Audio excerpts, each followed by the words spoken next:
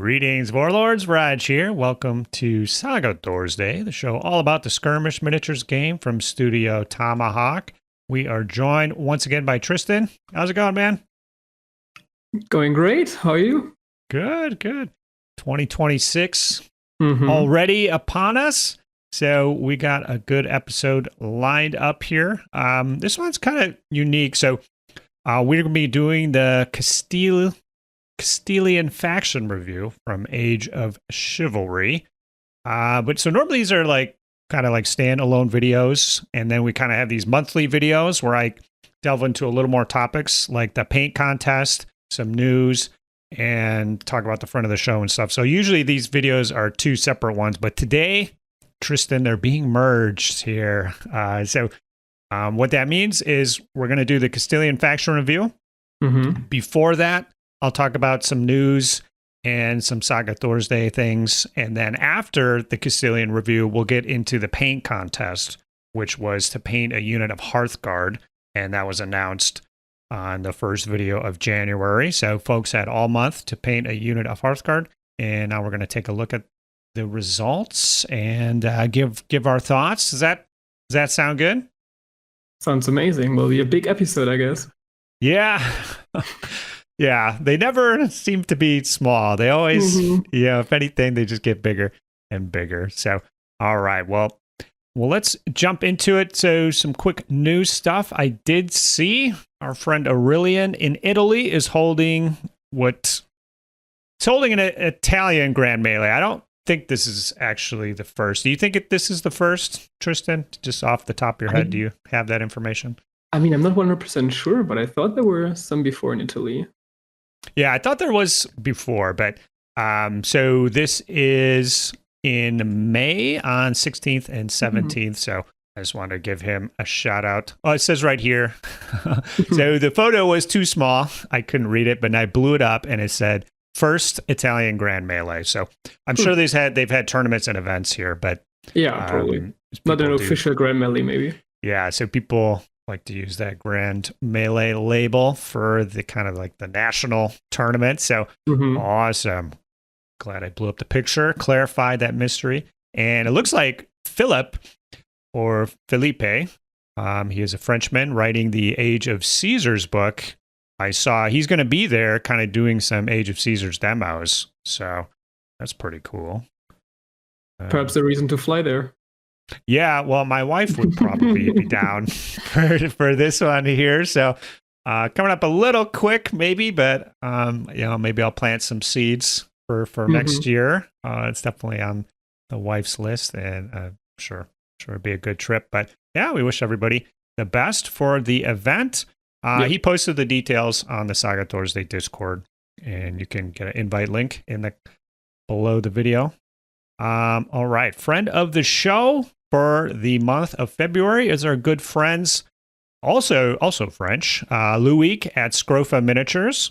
So since we talked with him last, he's come out with the full Egyptian line, which is 14 separate units of Egyptians. So this is for the biblical range that he's doing. So not currently Saga, maybe, on people's wish list here to get some Bronze Age or biblical Saga happening. But so primarily our friends at Scropha do the biblical ranges has been their focus. But early on, they had some other things going on as well. So I just want to remind folks, they've been the kind of go-to source for Indians. That's probably I know what we've seen the most from them. So they pretty much have the whole range covered there. I'm showing off the light chariots right now, but they got the elephants, the heavy chariots, the different kinds of infantry. They've got Hearthguard too. You never see those, but they've got them. They've got the Cumans, and that might have been kind of the first one they did. I think that's when I first noticed them, where people were rocking the Cumans. And they've got some Thracian units as well. And the Franks. So they actually got the Franks pretty much covered as well. And so if you are a lifeguard or a warlord in the Saga Thursday Patreon, you're going to get a unit of Frankish Hearthguard this month from Louis at Scropha. So thank you to him, and head on over My Mini Factory. Check out the goodies. I do sort of know what's next. We've been in touch. He's working on a warband that will be suitable for Age of Magic, the Heroes book, I should say, the Age of Heroes. So what he's coming out with will align perfectly with one of the factions in the upcoming Age of Heroes book. So I don't think he's posted anything yet publicly, but he showed me some goodies, and it's pretty awesome. So thank you to the folks at Scropha. It's actually a three-man operation over there. But otherwise, Rodge Originals. So I think I posted last month, but we've got 2 sets. So Alex at Studio Tomahawk approved me just kind of pilfering the Saga symbols straight up to put on shields. So I've kind of got 2 sets. One where it is like a Dark Age shield with a boss and a rim and everything. And then I've got kind of a second set that's more just like a token where it is a shield in a shield shape, shield size. It's got a little handhole, but it's basically just the image. So, I mean, you could use it as a shield if you want, but probably more like fatigue markers or objectives or something like that. So pretty happy with how those turn out. Trying to figure out. I'm going to use one of those sets, but I'm not sure for my fatigue markers. And then for the February, it's still in process, but the folks, when this video is coming out, will be receiving the feathers set from me. So if you're Hearthguard and up, you'll be getting the feathers, so you can bedeck your Renaissance knights, kind of just like what I did. If you like those results there, you'll be able to get your hands on those feathers. So yeah, sign up for the Patreon, get all these goodies. That is going to be it for news and stuff. We're just going to jump right into the Castilians. And so, all right. Tristan, you played these for the Grand Melee there in Germany. Is that right? True. I played them, at the Grand Melee in Germany. I played them in a online tournament in Germany, and obviously also during the whole last year, basically. You were playing them the whole time then? Most of the time, kind of like your default, or just like when you're playing Chivalry, casual. Yeah, for Chivalry, they were my go-to faction, like the only faction that I really have, and that I played most. So yeah. All right, cool. Yeah, that's cool. I like the imagery of everything down there, and definitely a warband that I would like to build. So I have played a couple test games early on, nothing recently, and I haven't played against them recently, but I do kind of remember those first. Played against Monty a couple times on the tabletop simulator, and I was using Castilians. But the warband is fairly simple. Are you using the Reconquer Designs figures, or what are you using for your figs? Yeah. Okay, yeah. He has some new, I think 13th, 14th century knights and so on. So some really good ones that really fit to this period of time. Yeah, he's got quite a few, and it looks like there's like a 14th century, and then he's kind of got like a mid 15th century. He's really getting pretty granular there. There's a lot. I saw actually some weeks ago there were some Andalusian horsemen as well. So really kind of to get this flavor of, like Spanish and Moorish, kind of this combination. Sure, yeah. Kind of representing those like Granada troops, which exactly. Half the time, we think of like a Muslim-Christian split, but they would just kind of, it was just more, they would go back and forth and work for each other, and enemy of my enemy is my friend, also. Yeah. If you pay me pretty well, maybe I'll come. Exactly. In the end, you fight for the one that pays best, probably. So the warband's pretty straightforward to assemble here. Not too many options. The Warlord and Hearthguards are mounted. No options there. The levies are equipped with crossbows. So it's just the warriors, which can be mounted.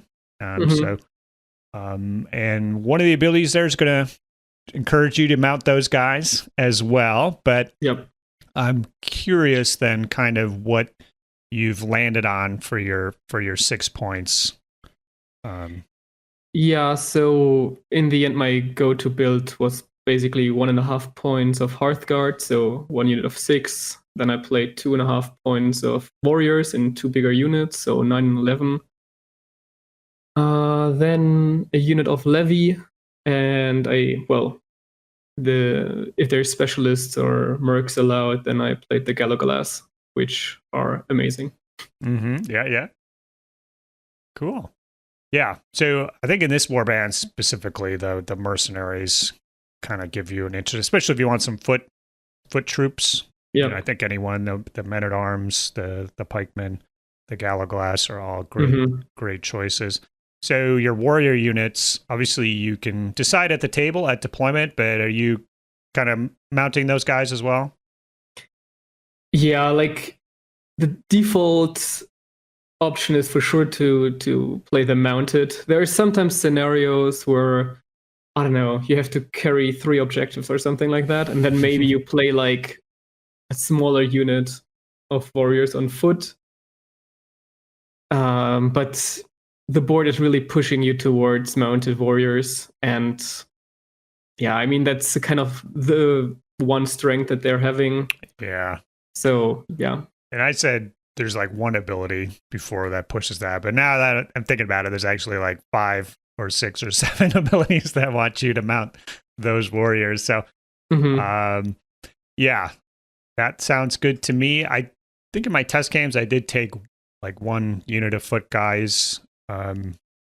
Probably fine, swap those in. They kind of do something a little different, but yeah, I think you can decide if you either go with a foot unit of warriors or more use or let this job do some specialists, so kind of a unit that can hold the line. So kind of depending on the scenario, if the mercs can score or contest those objectives, your foot unit then might be the mercs. If the scenario says they can't, then you might just take a regular unit of foot guys. So definitely kind of having some sturdy lads somewhere on the table is going to be useful. It can work. All right. Well, let's jump in to that battle board. And normally we say up top everything looks the same, but not this time here. No. So activation pool has been replaced by an ability called Elusive, and it takes a lion, which is an uncommon. You can load dice here if you want, but many of the abilities will do it for you. So just kind of keep that in the context here. It's a melee shooting or shooting reaction. So if you're fighting a melee on your turn, your opponent's turn, if you're shooting on your turn or being shot at on the opponent's turn, sometimes on your turn as well, if you're playing the Burgundians, you can take one of your mounted non-mercenary units, and then after the shooting or fight, so it doesn't improve the actual melee or shooting, but you get to do a movement of medium for fatigue free, basically a free activation. And you can trigger this ability once per activation. And so, kind of when I was playing, I think you can end up with like 2, 3, or 4 dice here fairly easily if you want. Obviously, you have to kind of balance having your Saga dice locked up here. But for the most part, you'll be able to use this ability, it seems like. Right? Yeah, we will talk about the other abilities which will load dice on here later, but usually you don't place an uncommon here just of the uncommons you're having. Like, it's usually by the other abilities, and then, as you said, you most of the times have at least 1 die up here or 2 or 3.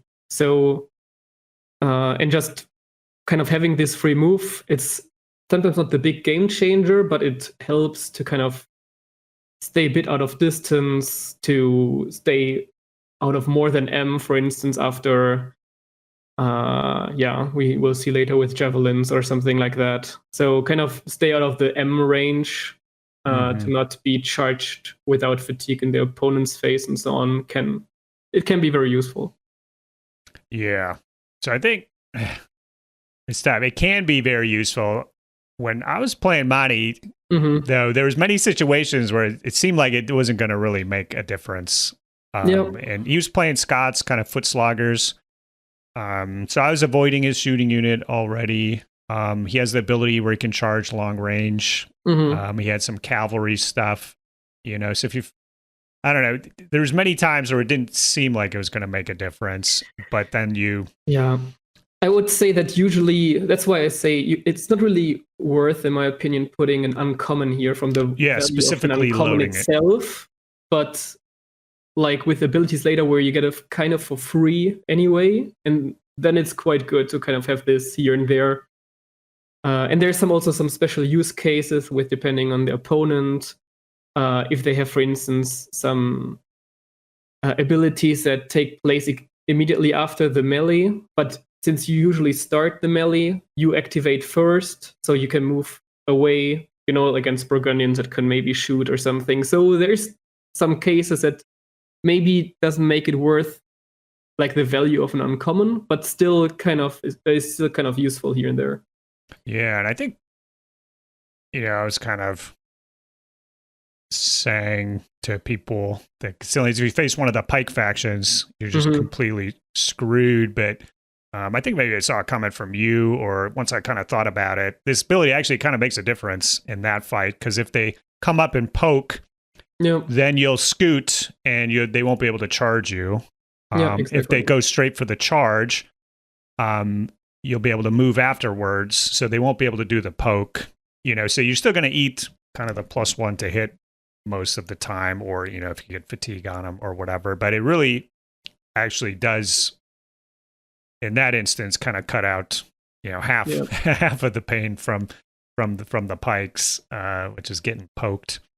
Yeah, and sometimes it's just great to be able to position yourself after a melee. Like, I mean, when you charge someone, you often do not even know if you have to retreat or the other. And it's just good to have the option after to kind of position yourself a bit, to start measuring from there to stay out of certain ranges, counterattack, shooting, etc. Yeah, that's a good point. So if you're primarily mounted, you're not closing ranks, so you're not kind of, you don't have that certainty sometimes of just looking at the numbers knowing for sure that they're going to bounce or not. So it's just going to come purely down to the casualties inflicted, which can kind of be swingy sometimes in games of Saga. But it's pretty cool. Nobody's going to. It's kind of for free, so you don't. So you don't complain to have it here and there. And we'll see. Activation pool kind of got reworked down below. So in some situation, you might just rather have activation pool if you just keep rolling those rares. Sometimes you can't recycle it. True. Definitely like those other war bands, but we'll keep this ability kind of in play here. Maybe when we look at some other ones, you can think of some combos with Elusive here, because I can think of some things, but let's take a look at the other abilities to kind of put things in context. But first up, we've got Raining Blows here, 2 common dice, and gain 2 attacks, and reroll 3 attack dice, which don't score hits. A little bit of both, but use that on the hero or the Hearthguard, and you're looking at a pretty solid, choppy attack here. Do you find the dice, the 2 dice?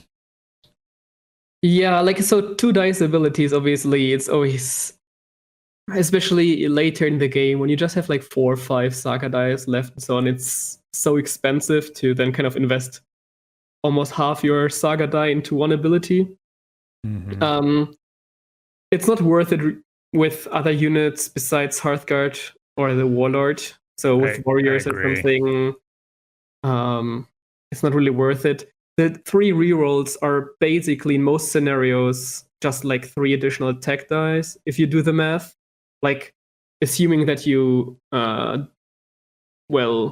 miss at least 3 of your attack die. But well, if you don't do that anyway, the the roll was very good usually. Mhm. So yeah, in the end, with Hearthguard or Warlord, it's basically like having 7 additional attack die, which is quite a lot. So just from the kind of the saga die, like the currency, let's say, of a common, it's worth it. And kind of spoiler, it's kind of the only melee offense ability that you have on the board. So if you really need to kind of have damage output in melee, it's the only option besides, going again into melee. So yeah, I use it here and there for sure. I like to use it with my Warlord actually quite a lot. Like, cool, yeah. I play the Warlord more or less offensively with this warband. And when I charge with him, then I anyway have with determination or something like that. I don't need a saga die for the activation for a charge, or so then I have the die, and yeah, then it can be quite good to have a lot of attack die here and there. Mm-hmm. Cool. Yeah, that's a good point. With Elusive and the Warlord, sometimes using the Warlord offensively, you get stuck in certain places, Sure. or you want to try to extract them if you can. And Elusive, I think, is great for that. And, kind of getting the Warlord out of there, or the Hearthguards do something and then they scooch over afterwards to get into bodyguard range. So it seems like you can leverage that ability to keep but the maybe Warlord in a that little specific safer. scenario, it's just important to keep in mind for Elusive that you still need to be not exhausted. Yes. Yeah. That's kind of important when you charge with the Warlord. That is very important. So pick your targets. Yeah, and I think with using this with the hero or the Hearthguard, pretty good. Yeah, I would say tougher for the regular units, but like you said, we're gonna go through. I think this is the only thing which can increase your melee power. Yeah. So you might be. And I'm trying to think back to the test game, but I believe I did use it on other units just because it was the only thing that I could. I actually kind of like just the kind of reroll 3 attack dice, because normally, but the issue is, so those reroll abilities are 2 dice almost always. And so I would like to kind of just reroll some, but not pay 2 dice, but it's still a 2 dice ability. So would you rather gain 2 attack dice and just reroll 3, or would you rather reroll all of them? And so it kind of, I don't know. No, I think I'm actually fine with it, like it is at the moment, simply because of, doesn't matter how many dice you roll, you can always have these very bad dice roll where, I don't know, you just hit like 20% or something. And then at least having 3, like the feeling of having a bit of a reroll is quite nice. But then on the other hand, the warband is quite mobile and active. So you need to you have the ability usually to kind of choose your targets. And by that, I mean that, try to maybe charge a unit that has already a fatigue or something like that. Then you can maybe decrease the armor to a 3, maybe even a 2 if it's levy or has 2 fatigue or something like that. And then you just want additional attack die, like, because most of them will hit anyway. The 3 that don't, or you can reroll, so almost all of them hit. So no, I think it's quite good as it is at the moment. Yeah, because you'd want to be hitting on like 2s or 3s anyways when you're doing your big attack. So you're definitely going to roll 3 1s for sure. So just having the no matter what you 3 do. rerolls. I always like, there's a Age of Magic, the other world have a similar ability with like creatures and stuff. So that's one of my favorites, is hitting on 2s and rerolling those stupid 1s. Okay, cool. Yep. All right. Let's go down to Spanish Steeds. Activate up to 2 mounted units. Multi-activation. Nice. If you activate a unit of warriors and a unit of Hearthguards, immediately place 1 available Saga die on Elusive. So this is the one for... There's going to be a couple here, but one of the ways to get some free dice on Elusive. And encourages you to take some Hearthguards again. Probably one you use a lot. The lions, the uncommons, are you kind of battling over those with other abilities, or do you usually have the dice? Yeah, well, this is probably the best ability on the board in the way that, I mean, maybe in the end, and it's kind of a close game where both sides have lost a lot of units, maybe then it's a bit different. But let's say in the first rounds, the first uncommon goes here. It's 2 units you activate with it. It doesn't even matter which kind of activation you want to do with them, if it's resting, charging, or moving or something, which is... No conditions. Exactly, no conditions there. And then, I mean, I have a Hearthguard unit and have 2 warrior units, and usually I want to move them also every turn. So, and then I place the die on Elusive. So basically I put the die that is here on Elusive. So it's kind of for free activations, or how many... It's kind of like a 3 for 1, you know, if you do it right. It's...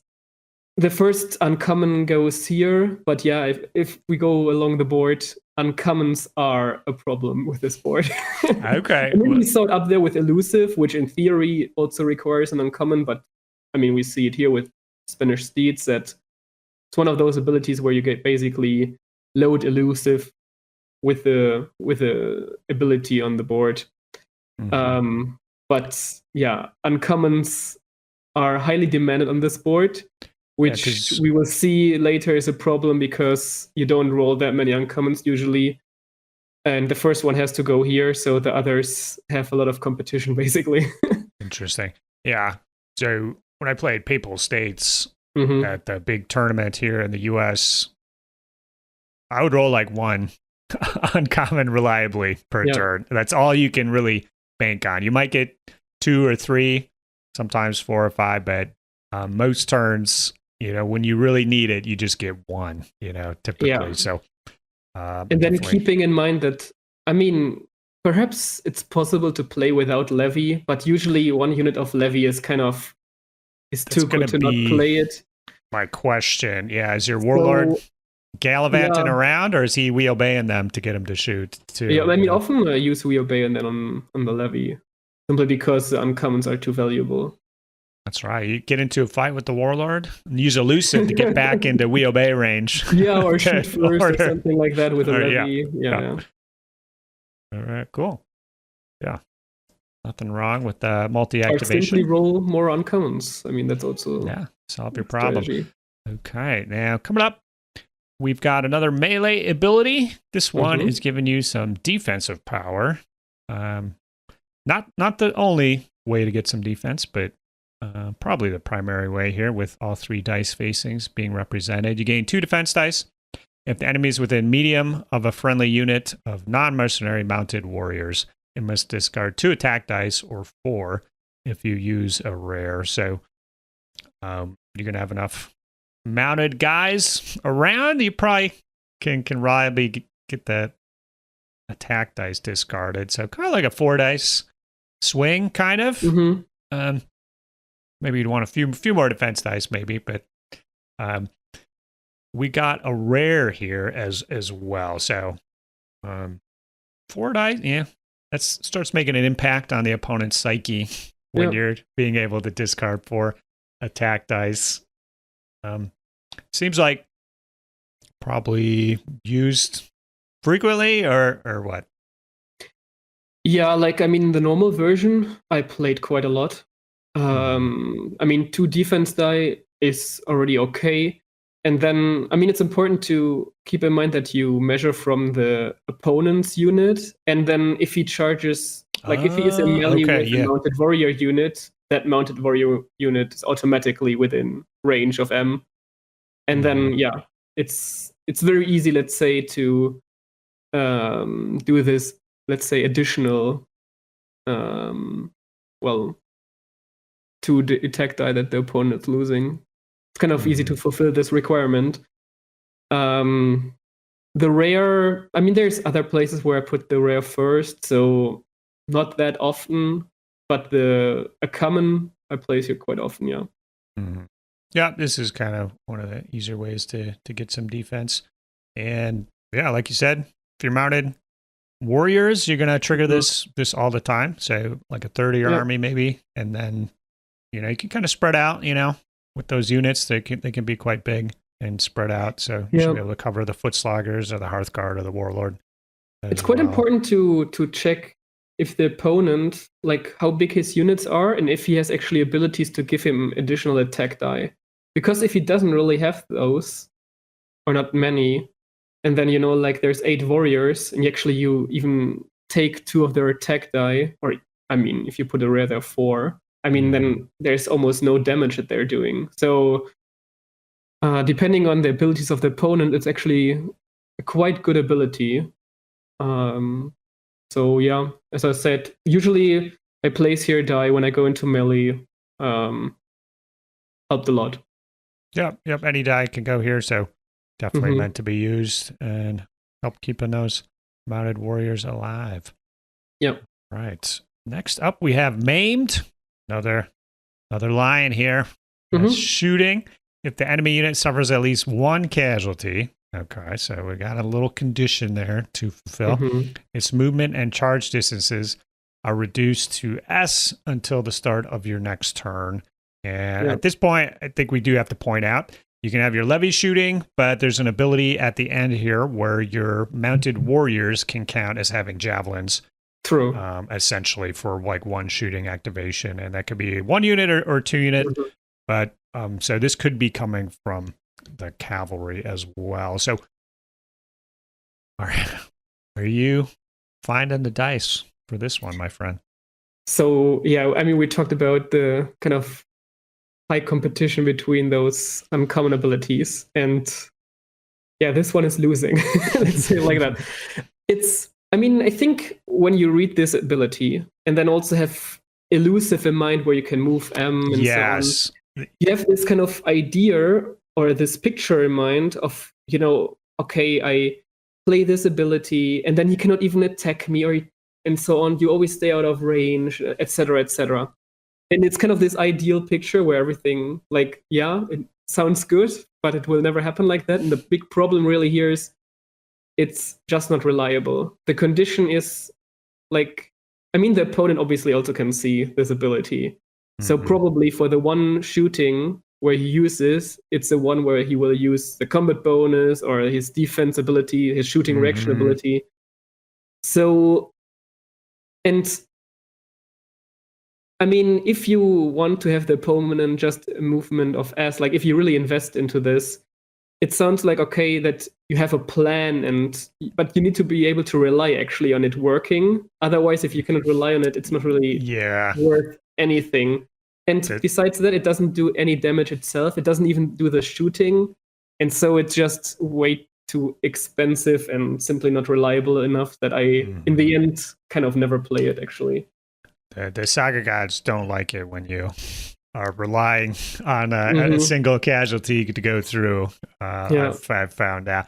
And you're right. If Elusive wasn't in the picture, this would kind of be much more appealing, as a method to keep yourself safe. But Elusive kind of does the same thing, just in a different way. Instead of slowing the opponent down, you're just kind of scooching off. You're getting away. So really the kind of only use case here is maybe targeting the enemy cavalry, which can kind of bypass. It's actually the only Elusive available or useful target for this is probably enemy cavalry. But I mean, first of all, you need to be able to shoot at it, and then, as I said, you need to really like if the opponent, let's say, if you're able to shoot enemy cavalry. With, I don't know, either with your levy or like with the ability that we see later and so on, and he doesn't have any defensive abilities, I think then he did anyway something wrong, or the game is already like it going to your side. So, I don't know. This is more like an icing on the cake type ability. You rolled so strangely, all uncommons that you're like, okay, well, I'll have to rely on this. Or something like that. So, but that needs to be so many uncommons. So things are probably going pretty well for you if you're using this ability. I think the only, I mean, if you have, for whatever reason, your levy crossbowman in range of enemy horsemen. I mean, there it's a bit more reliable, first of all, because it's 6 shots and +1. Yeah. And then depending on what the opponent has, what kind of shooting reaction, it's at least more or less reliable to at least do 1 casualty. But even there, like having your, I don't know, big unit of kind of vulnerable horsemen kind of close, and it kind of just depends if they die or not, or if they get charged or not. If you, like, just on this 1 casualty, I don't know if I would like to do that still. It's all riding on it. Okay. Yeah. Tough to plan around for something that might not happen. So, all right. We've got Cavalcade next. This is a common and a rare orders ability. So you can choose up to 2 non-mercenary mounted units. They immediately remove a fatigue and gain the determination special rule until the end of the turn. Then, if that wasn't enough, Tristan, you can place a Saga die on Elusive. So I have to say this is reminiscent of the, I believe it's the Yenites ability. Is it 2 dice? What they did there, just in the other way around. Yeah, the sequence is different. You remove the fatigues at the end. So this one is pretty cool. So you're kind of gaining a lot of efficiency here, and you kind of wish you had that activation pool, maybe to just kind of roll a bunch of dice. And so you're spending these 2 dice, so you're recycling them, so you'll be able to get them back, potentially with that activation pool clone. But you're getting the activations from determination, so kind of no strings attached, and you're removing a fatigue. So you're kind of doing like 5 things for the cost of 2 dice here, and you might be able to recycle the dice on top of it.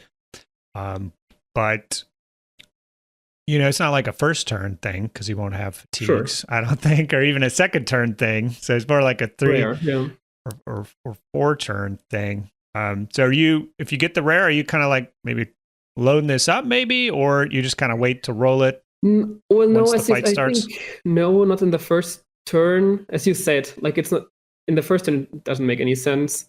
You need to have at least 1 fatigue, but better actually kind of, well, what means better, you know, but it's really worth it if you have 2 fatigue on 2 different mounted units. Then it's, as you said, like, it's basically 4 activations plus Elusive. So that's true. Yeah, you can really clear 4 fatigues. Yeah, so that's great. Again, like determination, like Spanish Steeds, it's an activation. You can do whatever you want with it. You can, well, rest. Well, perhaps you can even rest with it, obviously, because you just removed the fatigue. You didn't rest. So you can do whatever you want with this determination. I have even played it on my warlord, even though obviously he doesn't get the second determination or something. Just to remove the fatigue, But for removing the fatigue in some situations, it can still be worth it. And yeah, it's one other way that you basically get another die on Elusive. So, I mean, the big issue obviously that it needs a rare. So you can never rely on having the rare when you actually need it. But I often play it, like, let's say 3rd, 4th turn or something like that. Yeah, I think it's definitely one you probably will be able to get it off. Yeah, at least once per game. Maybe, but that might be it. So yeah, interesting. Yeah, because it's tough because if you wanted like preload this turn 1 and kind of save it, well, that's 2 dice here, and then Elusive's going to have two or 3 dice up top. So it's like, well, I don't want to roll more than 3 Saga dice on my turn. So like, I think what is kind of clear now from the first abilities that we saw, or from the first half, is how that the big strength, I think, of Castilians are actually that they can activate so much. And it doesn't sound like the biggest strength or something, like when you compare to some other warbands, like they're super shooty or super resilient in melee, or etc. But those activations really add up. I mean, if you have this ability, if you play this ability, and then together with Spanish Steeds, you basically just spend 3 Saga die, and in the end you have 4 activations with whatever you want to do, remove 2 fatigues, and have 2 die above on Elusive. So that's actually quite a lot, and that helps you kind of to activate more or less everything. Together with the Warlord determination and We Obey. you have so many activations already. Without it, you really need to put activations up there to the basic abilities, and can use the rest of the Saga die for, like improving your melee or other shenanigans. Yeah, or you can kind of use the elusive to kind of move, the opponent's turn or your turn to get to where you want. And so the next turn you can just kind of use your dice to rest between cavalcade and resting, and the efficiency of all the activations and your options. You should theoretically be running like a pretty clean warband most of the time, where you're not laden with fatigues, or you should be at least ahead of your opponent because of your efficiency. Exactly. At least you can rest off. And even though you might not have super great melee abilities to soup up those combats, at least you're going to be kind of fresh when your opponent is potentially fatigued down. So that's interesting. Yeah. And it's something I hadn't considered. It's really it's more important to kind of get rid of fatigue when you have a mounted warband, because you get like the whole advantage of being mounted, like with a movement or charging distance of L, is gone basically when you have you have fatigue, and that really helps with that. And also kind of this play style of maybe either charging 1 or 2 units and then kind of retreating from there together with elusive or another activation, and then kind of being far away from the opponent, and then kind of being able to do that again without having to kind of rest yourself, but just playing this ability, and in addition already have the determination to move or charge again. So it really helps you having this very active mobile playstyle with them. And you're right, and you think too, like you're using your mobility, so you activate easy, they have to pay for everything. And so a couple warbands can bypass that with shenanigans, but most of the warband, you just got to kind of pay the cost to activate their units, and so you can see how trying to split them apart, just it's like not on paper anywhere that you have this advantage really, but you kind of see how it plays out maybe once you've played some games. All right. Up, we've got the evasion, the obligatory shooting reaction. Your unit's armor is increased by 1. In addition, if you're more than medium away from the shooting unit, you gain a +1 to your defense dice. And if you suffer no casualties, you can put a die on elusive to boot. So this one's pretty good. I think this is it, right? There's no other shooting reaction. Yeah, that's the only one, but it's a pretty good one, I think. Obviously it has certain conditions here. One is obviously, armor increased by 1. That's usually you go up to a 4 in shooting with your mounted warrior units. Or with your Hearthguard to a 5. That's okay-ish, but not really worth the die already at this point. But if you then stay way further than M, and with elusive again, you should stay further than M, or the opponent has to at least activate once more to move or something like that. Having this +1 bonus to defense die, saving on 3s is huge. Yeah, and it really, like, if you can sneak a die into combat bonus, too, you kind of feel good about that combat bonus dice where you're like, all right, this will go a long way on that bagging that 3. Yeah. Yeah, so with elusive, you're definitely more than medium. Ideally, your best strategy is to be more than L from the opponent, right? That's the main thing. So that elusive, is great for kind of interspersing enemy units. If you can't get out of range, at least try to get behind stuff. So I think on the surface you're not quite as vulnerable to shooting as maybe you think. And if you get the obligatory unit in range, I think this is a pretty good one. What's interesting here as well is that you can get here the elusive die in the opponent's turn, which all the others you had orders or activations and so on. So then the opponent knows how much elusive usually you have in his turn. But with this one, I had some games where the opponent was shooting first, and maybe then used one die before, but actually I got another one, then on Elusive. It kind of mucked up their calculations. Yeah, exactly. It can help here and there. It can lead to, I don't know, that he shoots you somewhere else, but after the shooting, you can move actually in range for something that you then do for your turn. Sure, yeah. Or if it's the last turn, for instance, of the game, that you can move or maybe get into the position of some objectives or something like that. There's some edge case scenarios or some very specific ones. But that's why also putting a combat bonus sometimes here to kind of make sure you get the elusive die. Sure, yeah, we go back to the planning on one casualty or no casualties is kind of... Yeah, if you have like one defense die and really get also the +1 to the defense die, then usually there's no casualty in most cases, I would say, or at least kind of reliable. And then you have another elusive. So yeah, it's not bad. Yeah. Not bad at all. All right. Let's go down. I messed up my order here. Bravado is the next one down.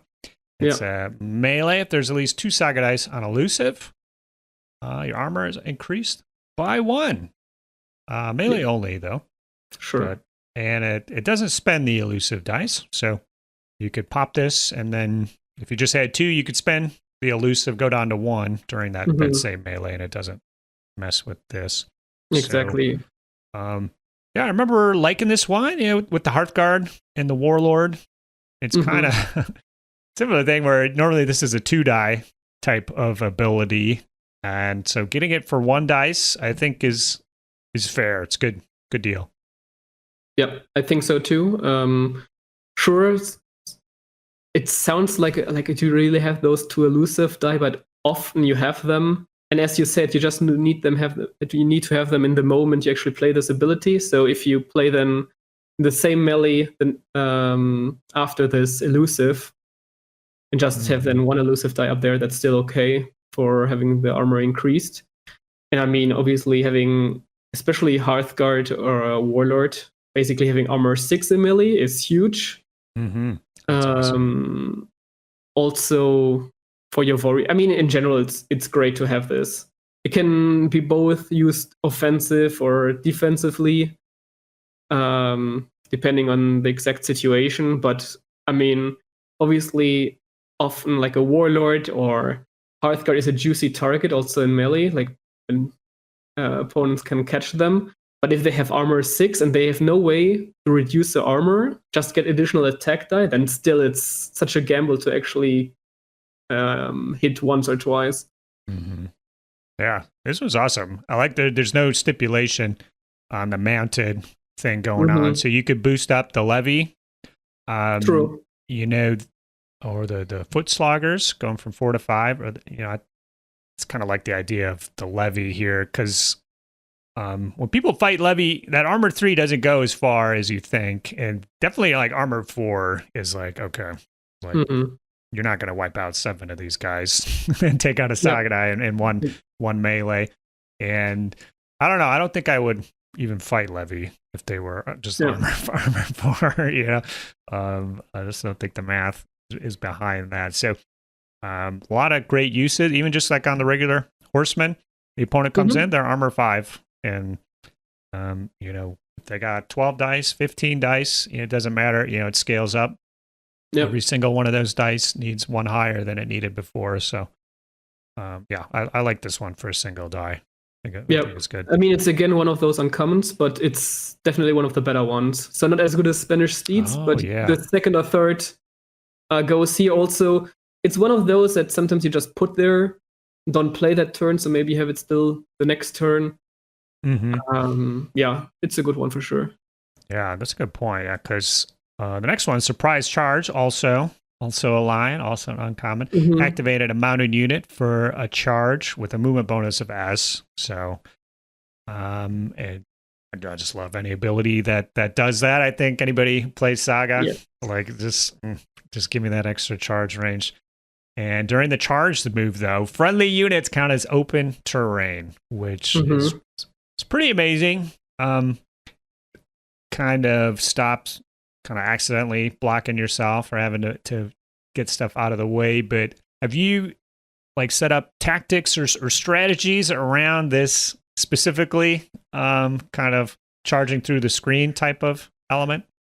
Well, I think at least it helps in some way just that you don't have to kind of check the whole time how your units are maybe standing each other's way or something like that. So it just helps, especially if you have a lot of mounted units. I mean, they take a lot of space. Yeah, they really do. Great to be able to charge. And they're like long, skinny bases. So it's like, well, if I had moved the base the other way last turn, like I would have been able to charge now. But since it's the long way going in, all of a sudden I can't make it, kind of deal. Yeah, and also if they are then maybe behind each other, or if the warlord maybe is in the second line or something like that, he can use it. But I mean, that's kind of the bonus, which is already interesting. But then having the additional distance of S is great too. I mean, you don't even have to play this ability actually to kind of have an impact sometimes on the opponent. But I realized that at the Grand Melee, for instance, just when we had deployment, usually like there's L between us, and then it was yes, they have to.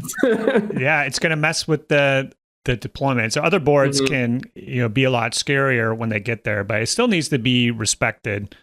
The kind of the deployment aspect, and this is a great one. You can charge the enemy shooters without having to be in range.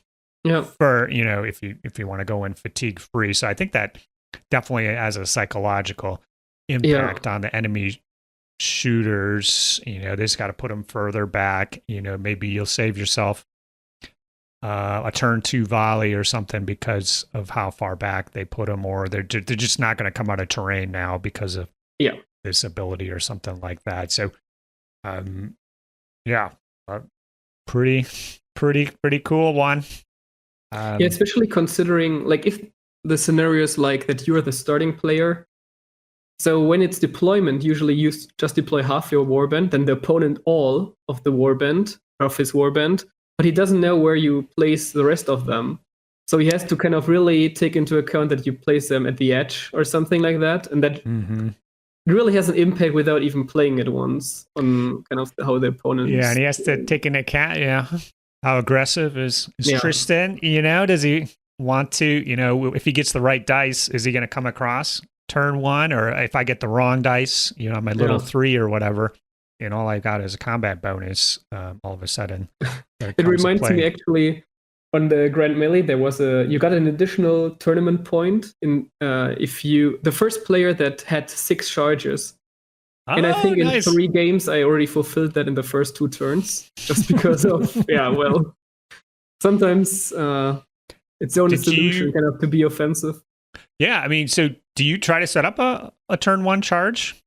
Obviously it depends. Yes. But sometimes the opponent is also not really expecting it. But here and there, I try to do that, especially in this scenario where I'm like really the starting player. The opponent maybe has in 3 Saga die, but not all boards have very defensive abilities. And especially if you made the mistake to maybe put a bit more vulnerable unit in the distance of L plus S. Yeah. I mean, I have enough activations basically to go out of that melee afterwards. You can get away with Spanish steeds, etc. I can get away with it. So normally the problem with those abilities or first turn charge stuff is that unit that goes across is cooked. It's not coming back. And so that's why it's usually more like throwaway 4 to 6 man cav units that somehow stack their abilities in a way that they can disproportionately smash the opponent. So when you think of this board and stuff, you don't really see that happening. But what you can do is definitely just kind of do like a raw Saga thing. You go across. It's not going to be a crippling blow. You might have the slight advantage with abilities, or it's a tie, but you're just trying to get out ahead on fatigues and out activate the opponent. So you might as well get that started, even if it's not a hammer blow, type thing that's going to knock a Saga dice out guaranteed, like the way that other boards could do it. At least you're getting the fight started, and we're just rolling some dice. We're going to see what happens, but with your abilities, you're going to get away at least, and you kind of maintain that unit. So, but in that context, you are thinking like a bigger unit of like 8, 9, 10, 11, kind of like what you were mentioning, to just be able to deliver some attacks, because a little paltry unit, it's not, you can get 2 more attack dice and you can reroll some of them, but that's not like the auto hits or the extra aggression that other boards have. So I like that, kind of like that mind frame that we're kind of coming across here, kind of playing clean, out activating them, getting in their mind, kind of doing things a little differently than what we're accustomed to. Right. So Castellanos orders. So this is the activation pool replacement we talked about. Still takes a rare, but you get a die on elusive at least. Downside, only use it 1 time per turn. But is this where the first rare is going? I don't think we. Looks like there's 1 more to go, but so most of it depends a bit on what basically what kind of units you're playing and how many Saga dice you're generating. So if you generate just 6 Saga die, like I do with my standard build, then yes, I play here the first rare, because the order is really important of the ability. The first Saga die has to go on elusive. So if you have 7 die, let's imagine that, where you put 1 rare, roll it, this 1 die goes on elusive, and then you basically just reroll 1 die. So, I mean, we talked about how useful elusive can be, and that you also get it from some other ability. So with 7 die and just 1 rare, it doesn't really make sense to me to play it then, because it's really like this order. First is the elusive, and then you reroll up to 2. So in that instance, you might even, that's assuming who can do more can do less, you would just forego the elusive die and just roll the 2. So I would I will say it's possible because the other is also then it's conditional. I think I would say you have to place its Saga die on elusive first, and that's why I intentionally play only 6 Saga die, or Warband that just generates 6 Saga die, because then I can play it. Then I put 1 die on elusive, and I reroll the other 2. So if I have a rare, I have basically 7 Saga die plus a 1 up there on elusive. Yeah. It's a bit different if in the later turns it's also cavalcade as the other order. So you clear and have a second rare. Then clear those 2. It's different. Yeah. So you can't do the kind of cascading rares, but with the cavalcade, that's pretty good. If you do get 2 rares, you're still getting a whole bunch of activations and die. It's like 8 kind of dice worth of things are happening between the 2 of them, if you can use them all. That's an interesting point, because look at the other ones. I would say art conditional. That's an interesting question, because in my game I found, I don't know with the Castellanos ability, but there were times when I thought, okay, I have enough dice on elusive. I actually don't want to put any more. Yeah, but here with the then, it basically says that I agree with you. Before of putting the elusive die up there has to be met. With cavalcade, it's the last one. So that they're just the ones before have been conditional. But here it's for sure you have to place the first available Saga die you have has to go on elusive. That's the unfortunate thing. Yeah, it's interesting. I mean, honestly, there isn't, because you can always, if you feel like you have too many on elusive at the start of turn, you just pick them up. Sure. Yeah, exactly. They're available anyway. So usually, if you feel like you have too many, you can use 1 or 2 if you actually generate them enough. I mean, otherwise I would just leave them up there. Yeah, but 3 of the abilities will put 4. Yes. Actually, we'll put elusive dice back down, so you're still doing your activations and stuff, and those dice might end up back where they started. Okay. Interesting. All right.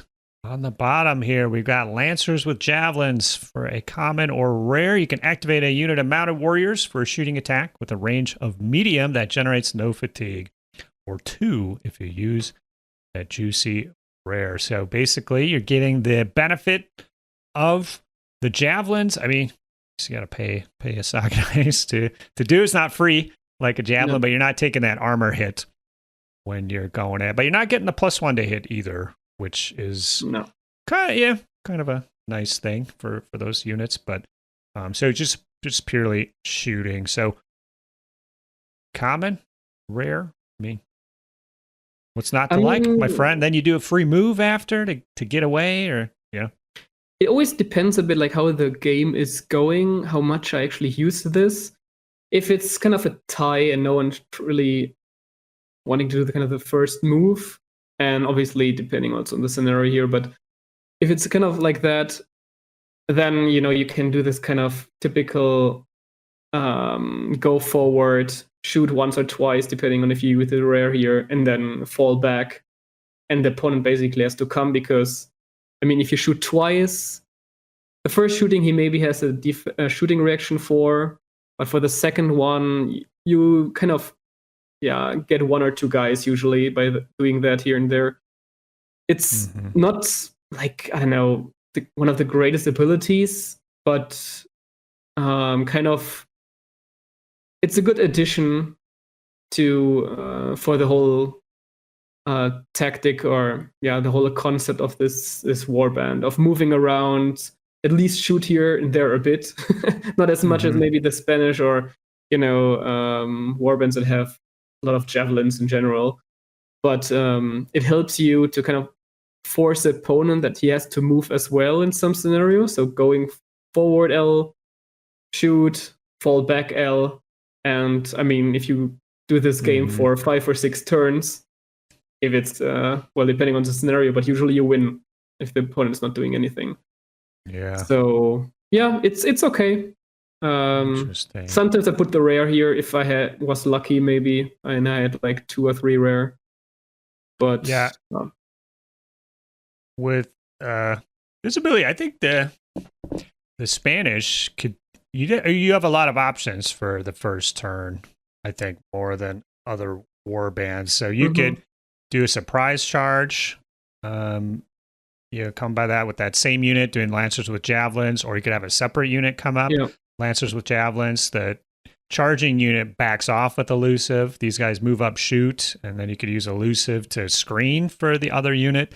You could have the Levy if you get enough uncommons, move up, shoot. You have a Horseman unit actually screen them after they shoot, so they're not sitting there with a fatigue and vulnerable, and then you Lancers with Javelins goes off on top of it. So I'd have to play it a couple times just kind of see the dice facings and the flow of everything. If you can get enough Elusives to kind of do some damage and back off, so you're not just kind of sitting there for your opponent. But definitely, I played a lot of Papal States, Italians. There's I feel like there's nothing I can do on the first turn. It's really worthwhile.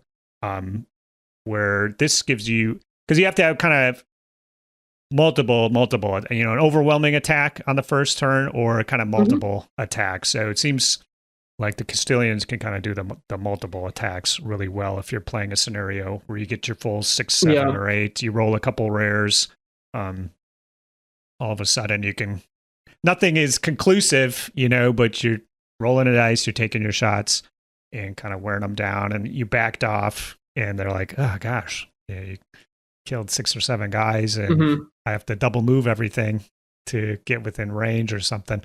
Very, very interesting.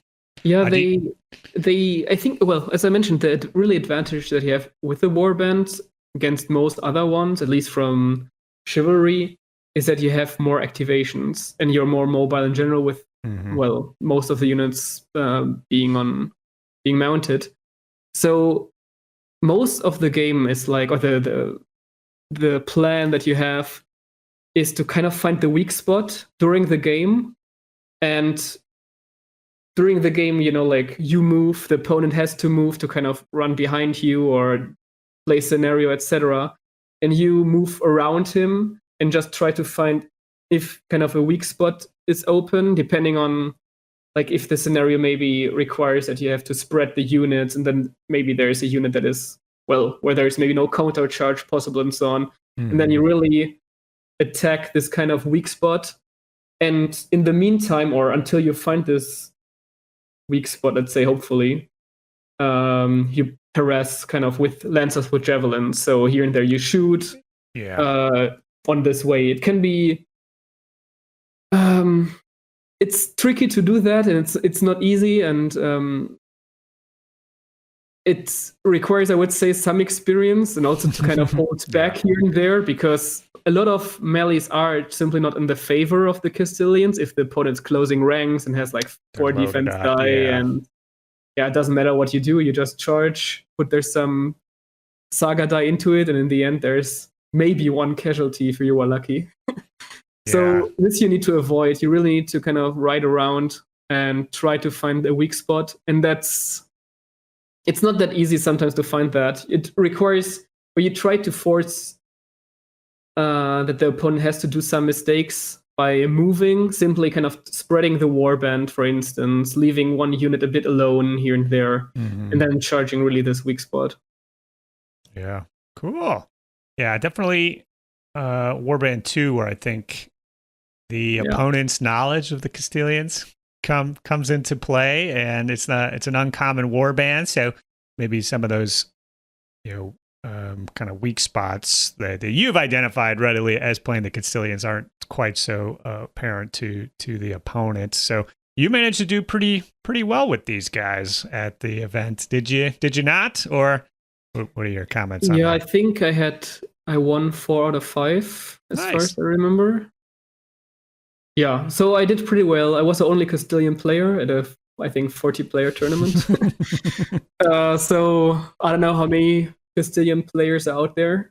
Probably like 2 or 3. But for those, I hope I can help them here with this, or maybe also attract some new players for the Castilians, because actually I like that they are quite different in comparison to the other warbands. Yeah. They are the mounted one, the more active warband. While you have a lot of warbands that are kind of defensive, closing ranks, melee factions, those I would say kind of stand out. But at the same time, they really struggle against the warbands that have pikes, and there's quite some. So like the Swiss, for instance, I think one of the Scottish versions, the Flemish.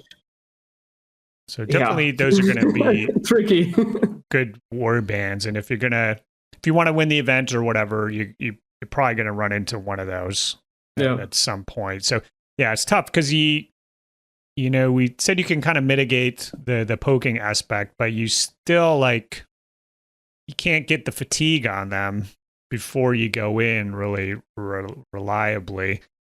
So something has to eat it. And you could thinking maybe the cannon maybe could do that, but it's another uncommon to activate it. To really, you might take it with these big plans and you can never even get the shot out. You'd almost have to replace the levy with the cannon to be able to do, because you won't be able to do everything. So yeah, very, very tough. I do like it. I think it's kind of one of those kind of raw saga boards. I mean, most of these abilities individually are like pretty good abilities, decent abilities. I think maimed, is questionable, but the rest of these are just kind of one by one. Everything. There isn't anything standing out here, but the melange of everything just kind of adds up to a lot of activations, and so just being able to deliver your troops and kind of chip away at them, because it's not going to be a crazy 4 or 5 dice saga ability spent on one combat to completely wipe the opponent's unit isn't going to be happening too often. So overall I like these guys. My issue that I do like kind of weaker warbands perceived as weaker, because when I play against new guys, then those are the ones I can take, and we can both have an interesting match. You know, I'm not pulling my punches. I'm trying to do as well as I can, but I can't. Unfortunately, this one I think is one where it won't be as fun for those newbies when I'm running away for everything. So it's kind of tougher sell in that aspect of playing against a new 100%. Player. I would never, like, for new players, I think they're horrible. They require really a lot of patience in the way that you really need to set up everything and know the, let's say, saga math to be, really understand what you're trading when you go into a melee here and there. Understanding what the opponent has, that you are not surprised by any shenanigans or activation reactions, or I don't know, that you can place fatigue, whatever. So they're really difficult to play, but on the upside is, I also realized that at the Grand Melee, most people have heard of them, but many have not played against them because all think that they're actually not maybe that strong or require a lot of experience and etc.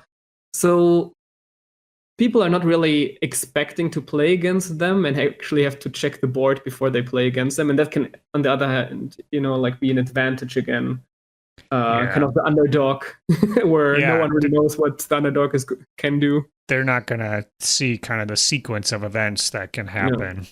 And you only have to beat that person once in the tournament. And even if they made this huge mistake, kind of a silly blunder that, you got me. I'm not going to do that again next time. And you're like, yeah, I know you won't, but we're moving on here. Best of luck in the next round. I think something maybe to add here, why actually I think that the Gallo Glass are the perfect kind of fit for this, is that I think it's necessary to kind of really kill some of the opponent's units that you make multiple charges in one turn. So usually all of those battle boards in Age of Chivalry have like a melee defense ability, like, I don't know, get 3 defense die or whatever. And if they close ranks, and most of these melee units can close ranks, like the ones that have pikes or the normal foot sloggers, the warriors and so on, they can all close the ranks. And if they have this one defense ability, almost nothing will happen. So you need to have multiple charges. And for that, the Gallo Glass are just ideal, that you maybe open actually a sequence of multiple charges. Doesn't have to be exactly against the same unit, but sometimes against the same unit, so it has already another fatigue. When you then charge with the Warlord or Hearthguard or something with raining blows in there, it needs to happen that you have like one charge per turn, doesn't do anything.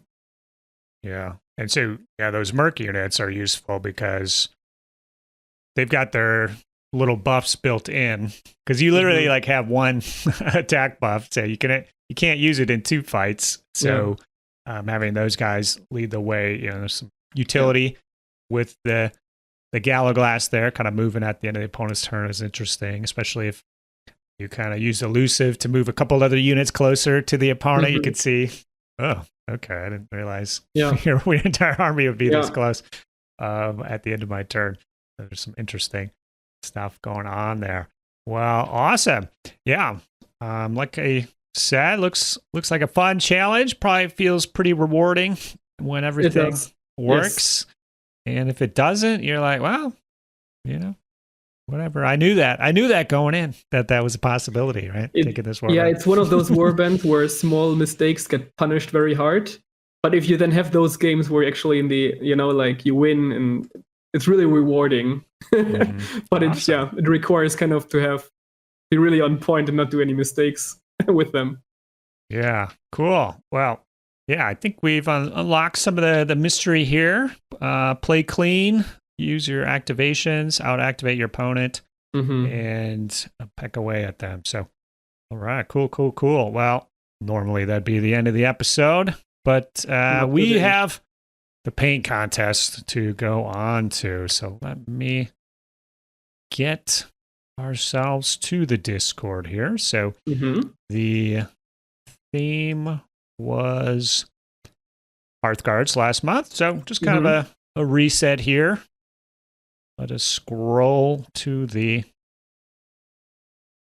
find a Theoden here. And let me see how many folks had. Nine entries. So more, I think that, you excuse the pun, the cannon was a bit of a dud, the War Machine. I think we only had 4 or 5 for that one. So getting back to normal. Still not the most we've ever had, but good to see folks getting back into the fray here. So first up, Sagas of History. And on day 9, so when did this thing actually go out? So I went out on the 1st, so he had a good 7, 8, 9 days. Yeah, and he's got his... What's that? What? 1 miniature per day. Hey, yeah, that's the dream for many. So definitely for me. He's got the successor Hearthguard here. So I painted these guys, Ptolemaic Hearthguard painted, and a mounted warlord here. So I'm just going to try to concentrate on those Hearthguard, not be distracted by any of the other lovely models here. So I do know that Sagas of History in the past has done some pretty sweet hand-painted shields, and he continues that here. A couple plain ones, and then a couple nice ones. And yeah, nothing wrong with these boys. Any thoughts from you, Tristan? Yeah, I mean, first thing that pops into my eye are for sure the big shields, nice freehands, like those. Is it a sun? I'm not even sure. This Macedonian symbol. That's also on the Saga die, and then some, I guess, Greek letters. Scorpion, yeah, it looks like a goose. I do favor waterfowl on shields if I see it. If I see a goose or a duck, I'm in. I'm in for that. No, it's great, and the color combo is nice. This kind of sky blue with white works. Yeah, it looks good. Good basing as well. Yep. I see some red, purple, some secondary colors. Looks good, man. Nicely done. Okay, well, I will look at the army for a second here just to see what's going on with here. Okay, so yeah, he's got the kind of the levy pikemen, it looks like. So elephant, some regular fighters. Yeah, nicely done. Nicely done for us. It fits great to the table as well. All right, here we go. Fool in a Hat, 5 Hearthguard for the Ordenstad. So this is a blast from the past for me. So I believe these are the Fireforge. Or maybe these are the Victrix now. They do look pretty wrinkly, but yeah, my buddy built up an entire kind of Teutonic Knight force using the original Forge World guys. And so this just makes me think of that original army that he had back in Saga First Edition. But I believe these are the decals. He posted them on the Wednesday Whip in the Patreon section. And these guys are awesome.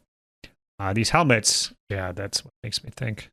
Yeah, impressive, besides the wrinkles there. A little bit of snow going on. Snowy times, snowy backdrop. Yeah, also some mud on the... Oh, yeah. What are these actually called? These fourth... The barding? Barding, The word.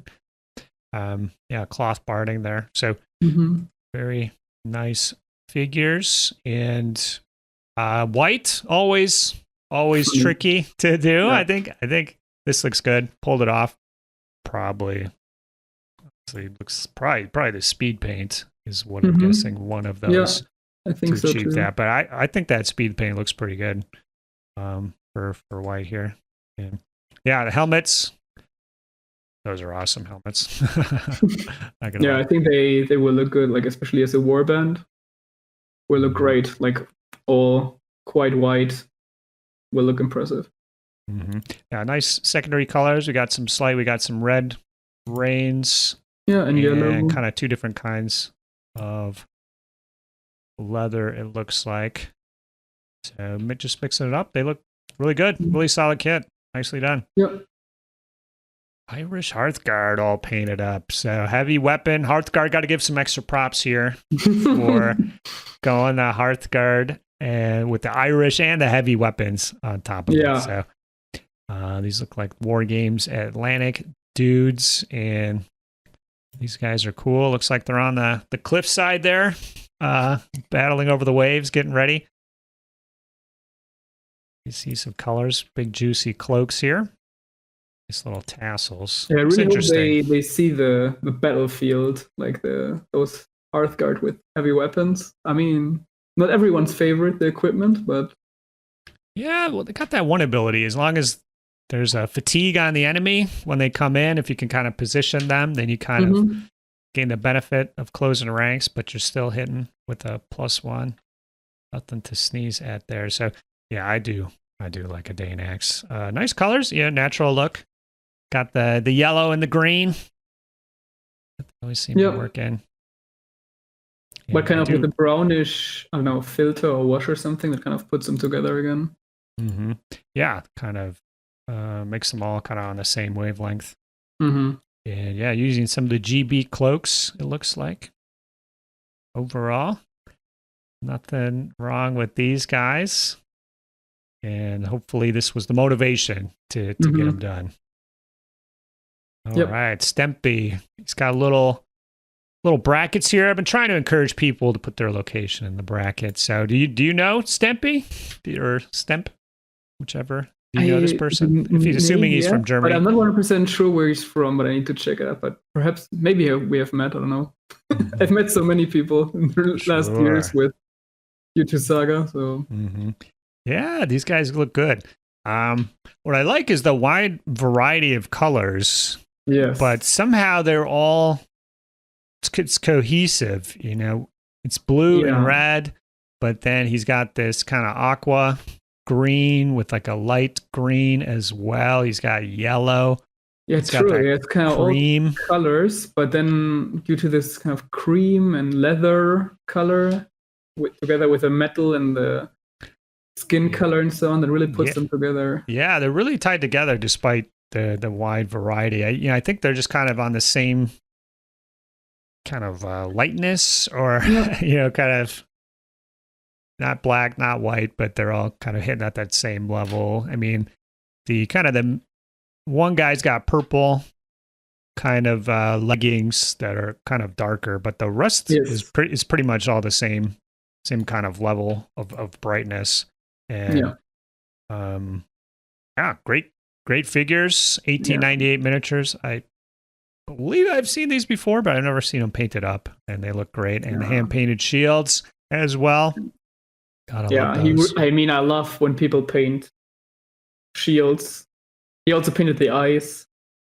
That's great. Really love that. So that really makes the unit unique, like when you paint the shields yourself and so on. And I mean, you also did it very well, like very sharp and crisp.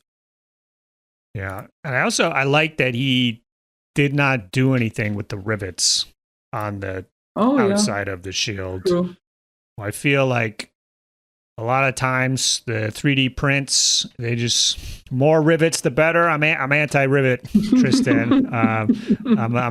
If there's a rivet, I got to paint it. I'm a slave to the rivet when they're there. So I try to avoid the rivets when I can. So anything that I've been putting out hasn't really had rivets on it, and that's why. I think it looks good. If you're looking at these, they're tiny dudes from 4 feet out. You wouldn't actually see the rivets on the battlefield necessarily. Or if there are, they can be painted as well. So I think just kind of leaving that white edge, I think is cool. It's something I never would have thought of, and it's giving me some courage to ignore the rivets if I see them again. But great basing, and it looks like if that's a display board or a piece of terrain, blends in quite well. So nicely done, Stempy. All right. Age of Invasions, Roman / Palmyrene cataphracts. So more horse flesh here. Yeah. And we're looking at some serious chalk, baby, and I love it. Are these like Aventine cataphracts? Maybe he posted earlier. No idea. I mean, I don't paint that much metal and so on, so I'm not an expert in that, but I really like this kind of old school style of them. Yeah, this is one where probably looking at them online, whether you're going to buy them or not. You're like, I don't know. But then once you get them and paint them and they're on the battlefield, you're like, yes, I'm very happy with my decision. So these guys are good. Nice mix of colors.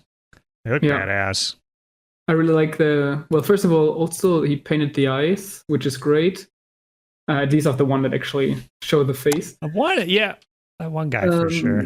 And well, he also painted how they call it, the socks of the horses. Oh yeah, going extra mile. And then together with a just very solid but great base. So yeah, I will say that basing is really well done, and more work than I could put into basing anything. With the little mound, looks like they covered probably the tab of the horse, did the edging, the little milliput or texture or what have you, and you got the rocks that you smush down in there as well. You've got big tufts and you got some really tiny tufts. I do prefer kind of the smallest tufts, and I don't know, it looks like they're almost sticking out of the ground. Yeah. Like, I don't know if that's an illusion or if he pushed them in when it was like still wet. I never thought of that in my life. I think so, but perhaps. But yeah, like when it's about tufts, it's like having a good variety, like some different colors, but also really the different sizes. And those tiny tufts actually make a big difference. Yeah, I always make it look realistic and so on. Chop up most of the tufts. Very rarely do I use the tuft in the size that it's sticking to the thing. Because I feel like you can kind of smush it down, and I don't know, just kind of looks better in my mind. The multiple smaller tufts over the big ones, but yeah, let us know, Angus. Solve the tuft mystery there if you can. All right, Martin Teasdale. So it was the winner last time, I believe. My memory serves correctly. He's doing some Victrix. Pagan Roos, I would guess he's looking like here. These guys look awesome. I've never actually seen these ones. I know they'd existed, but I guess I haven't gone out of my way to kind of look at, because they got the different kind of the scale or lamellar, whatever type of armor that some of these guys are using is pretty badass. Yeah, I mean, I like the whole unit itself, but then what really stands out for me is I love when people paint actually kind of a wooden texture. And he did that on the spear, he did that on the shields, the axes, and he even did that on the colored shields on this yellow black one to kind of have this pattern in there of wood, I would say. Yeah, you're right. And I love that. I usually try to do that myself. I think it's such a great detail to see. So you put really the wood grain on your spears, you're telling me. Any tips? Any tips for that? I don't know. Just don't get crazy about it. Just do it. Yeah. It's tough. It's a nice detail. I can see that actually, because kind of finding the right shading on a spear raised aloft. So if it's horizontal, obviously the shading makes sense. But how do you paint like a straight up and down spear? So we can see, he did do kind of a gradient towards the bottom, but on the top then, so he kind of left out the wood grain or maybe made it less noticeable, and then kind of pop the wood grain at the top. So that could be something to do on those kind of spears then, is if you want to just not leave it plain, do some kind of, because there's different ways of doing it. More interesting to not just have it like a single color spear, but actually have a bit of variety in there in the colors, and it makes it a bit more interesting and realistic looking, I would say.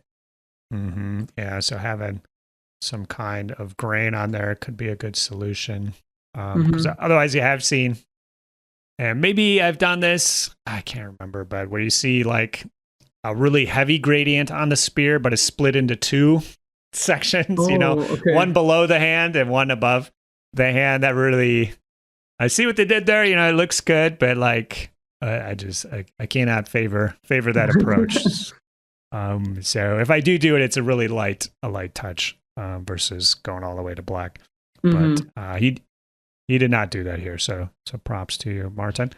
All right, Blast from the Past. We got some, I believe these are some footsore Viking Hearthguard here. So super detailed metal figs. Usually don't. Oh yeah, I have don't them know loaded actually where those... with this much belts and scabbards and layers of clothes and things attached, shields on the back, holding space. Yeah, so just a ton of detail on these, and uses some transfers as well on the back. Good looking shields on the back, though. You can't see them. At least you'll be able to gain pleasure looking at the shields as you're pushing them across the table.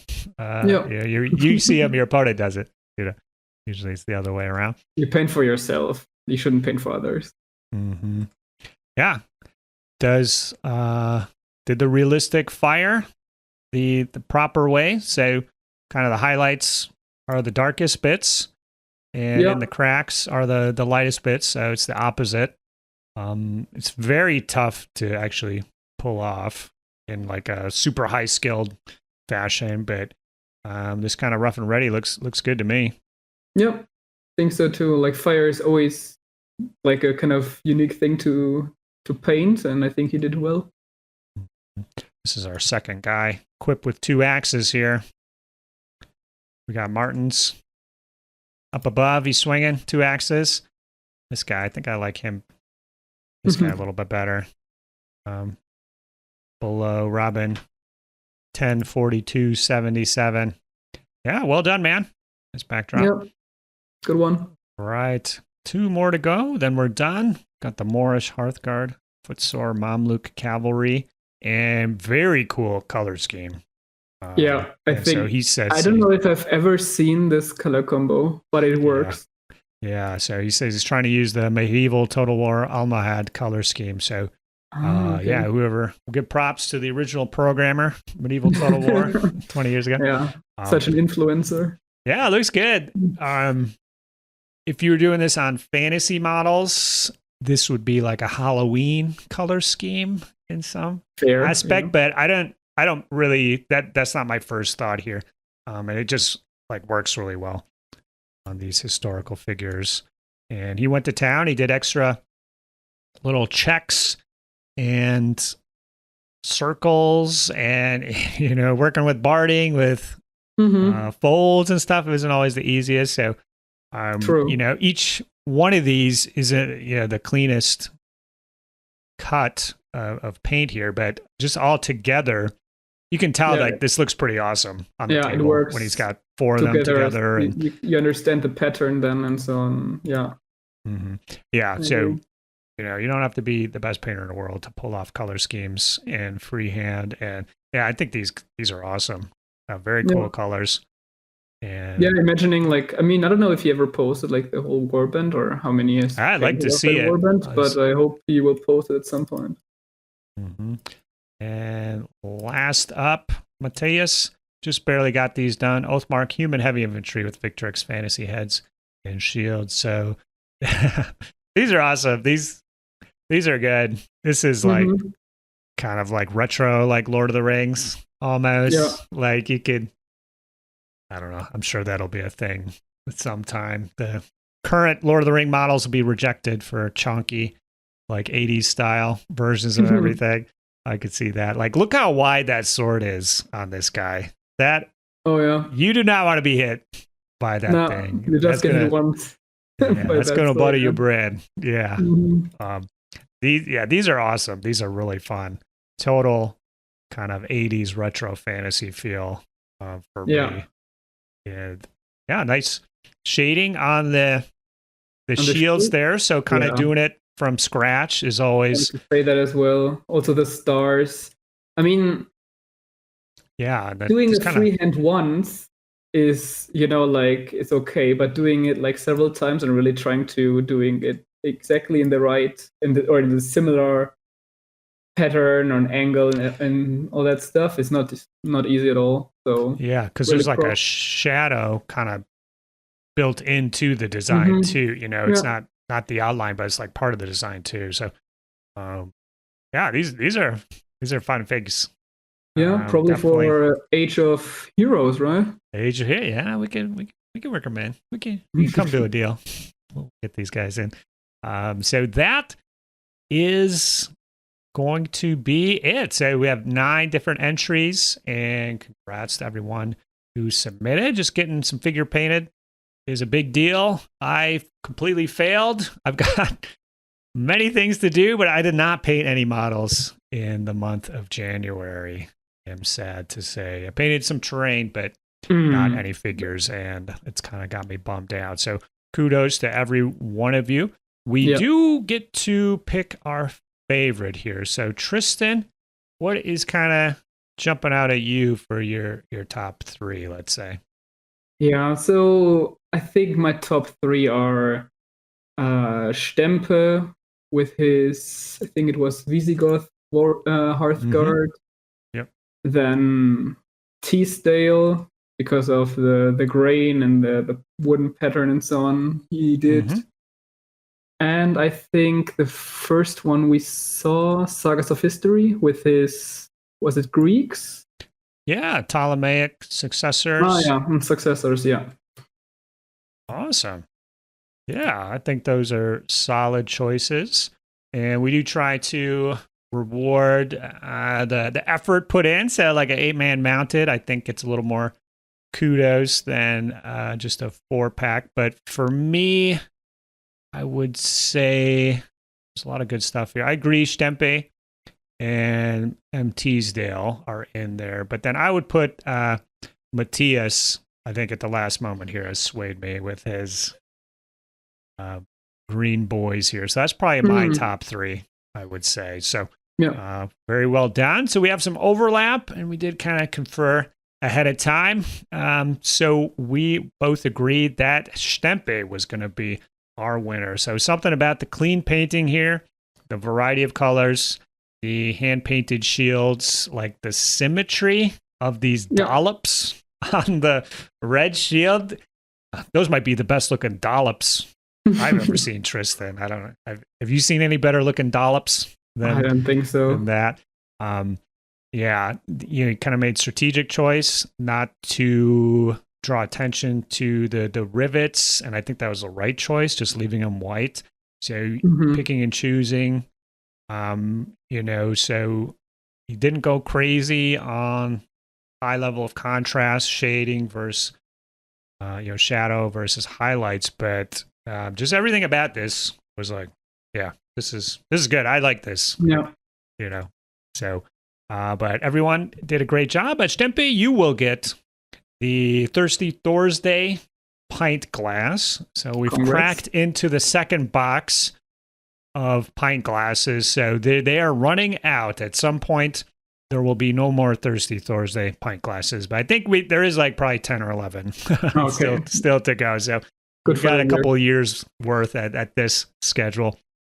But well done, Stempe. But of course, we are giving away a goodie to one of these persons, thanks to Gripping Beast. So they give away a 25-pound Gripping Beast gift certificate out of the goodness of their hearts. So thank you, Gripping Beast, for doing that. We've had 9 entrants, and I'm going to do the random.org. Randomize. 4 is Stempe. Okay. Now, in the past, Tristan, have I excluded the winner from the random draw? I have to your memory? No idea if it ever happened. Okay. Well, I'm just gonna do a call on the spot here and say you cannot win twice. So you're gonna get a Thirsty Thursday pint glass, Stempe. That's fair. So next time, if you want the gift certificate, don't paint so well, and you won't have that problem. I'm gonna generate it again. A 6, and that is going to M. Teasdale. So nicely done. I believe he's won that a couple times, so he's got good luck when it comes to these things. So Martin, reach out. We'll just reconfirm your details, and we'll get that gift certificate assigned to you. But overall, great job, guys. Really glad to see a variety of ages represented here. It's like we got some Magic, some Age of Invasions, some classic Vikings, and going back to successors as well. So nice mix here. It looks like people have painted all their chivalry stuff maybe and are switching back to something else temporarily here.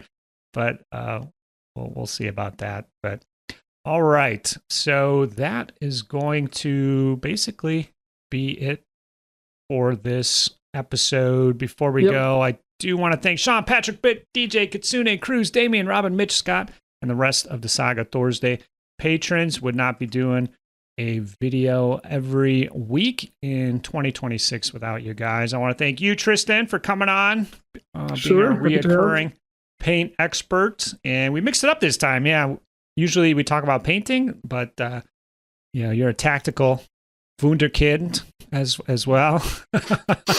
Well, I don't know if you can call it like that, but yeah, happy to help out. All right. If anybody has any thoughts on the Castilians, how they like to play them, or just let us know. Do you beat them down? Do the Castilians beat you up? Are they fun to play with or against? Any thoughts there? I would be glad to hear it. But we're gonna call it for this one. Tristan, we'll catch you again later. A couple months. Sure. Sounds Perfect. good. See you then. All right. Bye-bye. Bye. Saga. If you'd like to see more Saga content, consider joining the Heathen Army over on Patreon or popping on down to the Saga Thursday Discord server. Links below. Thanks, guys.